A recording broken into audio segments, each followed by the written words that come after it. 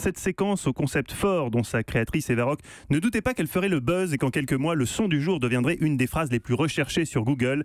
Quelle ne fut donc pas la désillusion d'Eva en découvrant que la phrase la concernant la plus recherchée sur Google était Eva Rock nue. Alors Non, Eva, arrêtez. qu'est-ce qu'on regarde à la télé ce soir, Babel? Mon Dieu. Irresponsable, c'est sur OCS Max. C'est à 20h40. C'est la saison 2 d'une comédie pour laquelle j'ai eu un coup de cœur.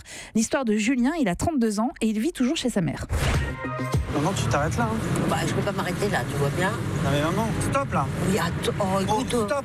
Non, enfin, fais pas de chichi, je t'emmène, on est à 2 pas du collège. Là. Maman, arrête-toi là. Non, stop ici là. Arrête la voiture. Faut que je te dise combien de fois je suis pion. Si jamais les gamins voient que ma mère me dépose au collège, j'ai juste plus de street credibility, ok?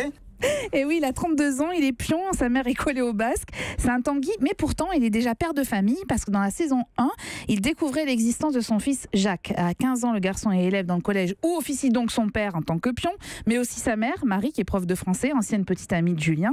Et comme l'indique le nom de la série, Irresponsable, le père est quand même beaucoup moins mature que le fils. C'était déjà le cas dans la première saison et ça change pas dans la deuxième. Un père et un fils qui fument ensemble, des cigarettes qui font rire, et bien évidemment, et qui multiplient les conneries.